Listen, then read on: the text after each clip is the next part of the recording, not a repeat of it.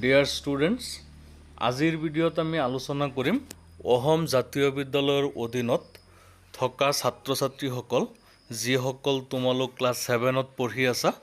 7ৰ half ইয়াৰলিৰ পৰীক্ষাত কেনেকুৱা টাইপৰ কুৱেশ্যন আহিব, কিমান নম্বৰৰ কিমানটা কুৱেশ্যন আহিব, সেই আটাইবিলাক প্ৰশ্নৰ সৈতে তোমালোকৰ কাৰণে এটি চেম্পল কুৱেশ্যন পেপাৰ আগবঢ়াইছোঁ। তোমালোকৰ পৰীক্ষাৰ কুৱেশ্যনবিলাক এনেকুৱা টাইপত আহিব। ইয়াত তোমালোকক যিবিলাক কুৱেশ্যন দিয়া হৈ আছে সেই কুৱেশ্যনবিলাক তোমালোকে কেনেকৈ পঢ়িবা মন কৰিবা মই কৈ দিছোঁ। ইয়াত ধৰি লোৱা, how does every member of Barun's organisation take care of street dogs. এই কুৱেশ্যনটো কোনটো চেপ্টাৰৰ আছে, সেই চেপ্টাৰত গৈ এই কুৱেশ্যনৰ আহে পাহে আগত আৰু পিছত যিটো কুৱেশ্যন আছে সেই কুৱেশ্যন দুটা তোমালোকে চাই দিবা। চাবা পৰীক্ষাত তোমালোকৰ কমন পৰিবই। গতিকে ব'লা ভিডিঅ'টি ষ্টাৰ্ট কৰোঁ।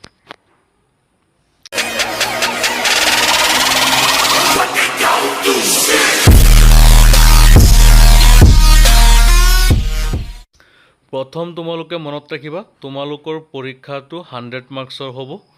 সময় থাকিব 3 ঘণ্টা। তাৰে ভিতৰত 1 নম্বৰৰ কুৱেশ্যন আহিব 7টা। গতিকে তোমালোকে 7টা কুৱেশ্যন শিকিবা। বিশেষকৈ ধৰি লোৱা, ইয়াত যি 7টা কুৱেশ্যন দি আছে এই 7টাৰ আগত আৰু পিছত মিলাই চালে 14টা কুৱেশ্যন দেখিবা কিতাপত। সেই 14টা শিকিলেও তোমালোকৰ বহুখিনি কমন পৰি যাব। তোমালোকে আৰু বহুত শিকিবা, মই কোৱা নাই যে নিশিকিবা, কেৱল এই 14টাই শিকিবা এনেকুৱা নহয়। তোমালোকে পঢ়িবা। মুঠ কথা মাৰ্ক ডিষ্ট্ৰিবিউশ্যনটো মই কৈ দিছোঁ তোমালোকক। 1 নম্বৰীয়া কুৱেশ্যন আহিব 7টা। তাৰপিছত তোমালোকৰ 2 নম্বৰত থাকিব give brief answers to the following questions. ইয়াত তোমালোকৰ 2 নম্বৰীয়া কুৱেশ্যন থাকিব। প্ৰতিটো কুৱেশ্যনৰ কাৰণে 2 নম্বৰ থাকিব 4টা কুৱেশ্যনৰ। গতিকে ইয়াতো তোমালোকে 4টা কুৱেশ্যনৰ আহে পাহে থকা কুৱেশ্যনবিলাক চাবা, কমন পৰিব। তাৰপিছত 3 নম্বৰৰ কাৰণে দিয়া আছে write whether the following statements are true or false. এই যে তোমালোকৰ কুৱেশ্যনটো দিয়া হৈ আছে, এই কুৱেশ্যনত তোমালোকক দিয়া হৈছে যে তলত যিবিলাক ষ্টেটমেণ্ট উল্লেখ কৰা হৈছে এইবিলাক সঁচা নে মিছা তোমালোকে লিখিব লাগে। ট্ৰু আৰু ফল্ছ লিখিব লাগে। তাৰপিছত তোমালোকক 4 নম্বৰত দিয়া হৈছে write the rhyming words of the following from your text.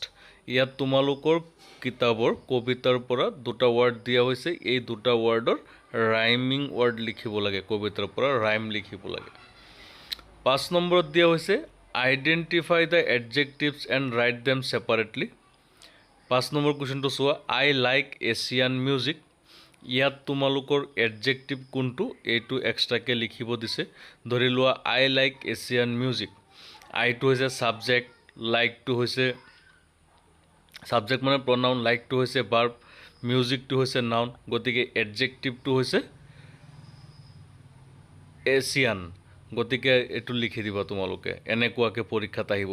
It is a cold day. কোল্ডটো হৈছে এডজেক্টিভ। তাৰপিছত 6 নম্বৰত দিছে identify the pronouns and write them separately. এই যে এ আৰু বি কুৱেশ্যন আছে, ইয়াত তোমালোকক যিটো প্ৰনাউন আছে সেই প্ৰনাউনটো এক্সট্ৰাকৈ লিখিব দিছে। এনচাৰ দি তোমালোকে খালি প্ৰনাউনটো লিখিলেই হ'ল।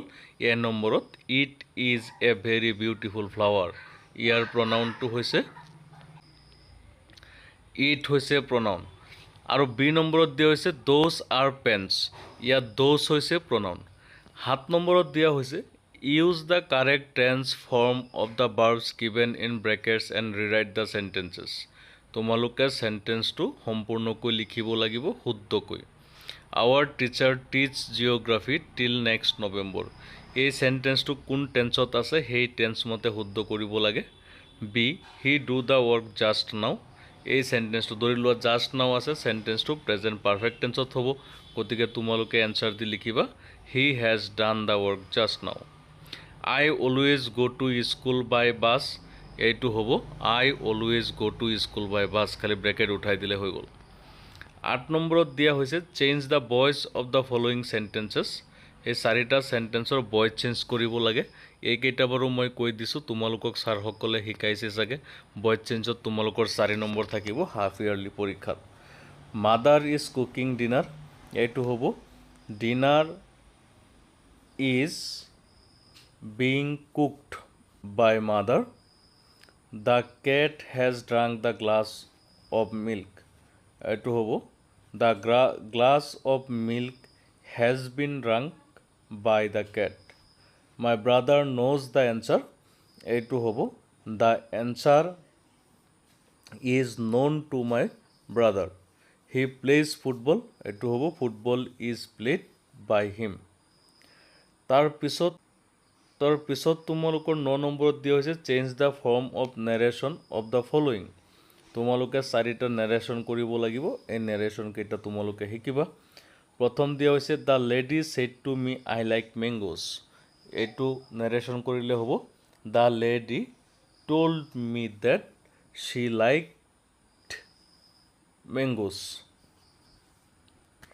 B they said we have finished our homework এইটো হ'ব they said that they had finished their homework she said I met him yesterday এইটো হ'ব she said that she had met him the day before Mohan said I draw pictures এইটো হ'ব Mohan said date হি draws pictures বা এইটো এনেকৈও হ'ব he drew pictures তাৰপিছত question number 10 combine the following pairs of sentences using appropriate correlatives এইটোত তোমালোকে sentence দুটা যোৰা দিব লাগে কিছুমান শব্দ তোমালোকৰ কিতাপত আছে কিছুমান ৱৰ্ড আছে ধৰি লোৱা বথ এণ্ড আইদাৰ অৰ নাইদাৰ নৰ এইবিলাক দি চেণ্টেন্স কেইটা যোৰা দিব লাগে 3টা আহিব তোমালোকৰ পৰীক্ষাত কুৱেশ্যন নম্বৰ 11ত আছে choose the appropriate determiners and rewrite the sentences ইয়াত তোমালোকৰ 6টা থাকিব 6 নম্বৰ আহিব তোমালোকৰ পৰীক্ষাত I met dash European lady yesterday এইটোত এ হ'ব a busy person has dash time to waste এইটো লিটিল হ'ব dash of the apples were rotten এইটো মেনি হ'ব he is dash older than my father এইটো মাছ হ'ব the story is dash interesting এইটো very হ'ব I can depend on dash friends